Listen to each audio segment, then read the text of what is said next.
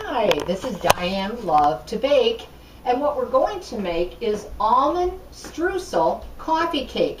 This particular coffee cake, I did make the dough in my bread maker on the dough cycle, and it is made with yeast. Now you can make this by hand in your stand-up with your hook, but it's really up to you. Again, I always say that I'm using my bread maker because it makes it easier for me. People had written, quite a few, that they wanted to see recipes of coffee cake, but real coffee cake. Well, generally people consider real coffee cake yeast coffee cake, and that's one of the reasons that I'm making this, okay? I'm going to first give you the recipe of ingredients. The ingredients and directions will be all below the video. You're going to need 3 cups of all-purpose flour, 4½ teaspoons of active dry yeast. Now that's 2 packages. 1/3 cup of granulated sugar, 1/2 teaspoon of salt, 3/4 of a cup of water at 110 degrees, 1/2 cup of milk, 1/4 cup butter or margarine. You make the call on that. And 2 eggs that were at room temperature and beaten. Now, for the topping, I want to give that right off the bat. You're going to need 1/2 cup of granulated sugar in a bowl, 1/2 cup of all-purpose flour, 1/2 cup or even 1/4 cup of your chopped almonds, and 1/4 cup of butter or margarine. Okay, and that's what I did in this bowl. Now you're going to get 2 coffee cakes. You can get 2 9-inch coffee cakes out of this recipe, or if you want to make a larger coffee cake, you can use it all the one piece of dough in a 13 by 9 pan. So it's going to be up to you whether you want to make the 2 9-inch or the 1 13 by 9. So let's get started. I have the dough in my machine on the dough cycle, and this is 1/2. So when I take it out, because I like to make the 2 9-inch rounds, I cut it in half. Okay, so that's why you're seeing the 1. With a little bit of flour on my countertop, just expel the air. And what I like about this is that you can use your rolling pin or with your hands. It's that easy. Just to spread it out a little bit. I'm going to grab my rolling pin just to show you in case you do want to use your rolling pin on this. Now it is going to be a sticky dough, so whoops, put a little flour on top and a little on your rolling pin, and then just roll it out.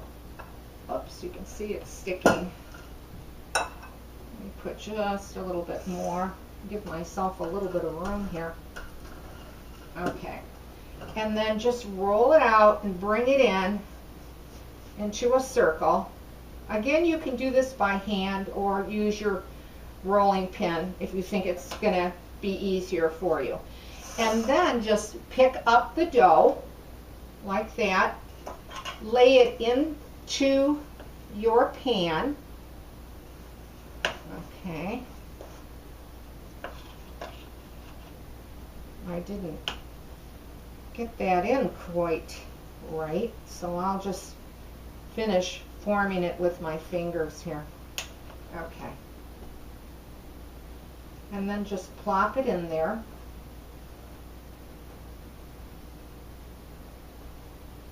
There we go. Usually I make my circle a little bit smaller, but you get the idea.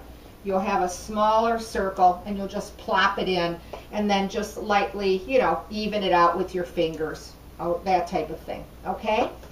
What I also like to do is I like to just take the back of my spoon and just make some indentations all on the top of it. I I don't want it to be real flat when it bakes up. So I just do those little indentations on the top, like that, with the back of my spoon.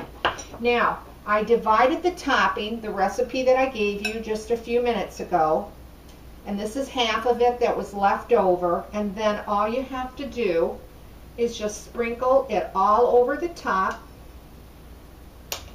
put it on as evenly as possible.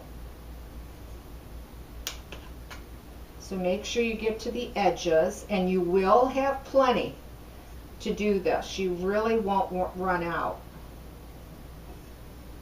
Okay, like that. I'll use that all up. Okay, and then I'm just going to take some chopped almonds, and I'm just going to put that on top. Now, I only use about 1/4 cup on each one, but you'll need, you know, a half if you're making the 2, unless you decide to do the 13 by 9. Now, once you have that, then you do need to take a clean kitchen towel and put a towel over that, or a piece of plastic wrap, and let that double for at least 30 minutes. It might take you 40 or 45 minutes depending on the temperature in your kitchen. Mine generally will come up in about 30 minutes. Okay, let me rinse my hands quickly here. But I want to show you what it looks like once it has baked up. And this is how it will turn out. You'll have a nice, beautiful golden brown on the top. You can see all those almonds that are on the top. It'll have a very nice sugary coating to it, a streusel top. So let's cut into it. Now this one is still warm, and I think this is when you might enjoy this coffee cake, when it is you know, warm. Not hot, but warm. Now, it's enjoyable eating it cold too, but this one is still a bit warm from the oven. And I want to take a piece out. Let me quickly grab a little dish so I can plate it.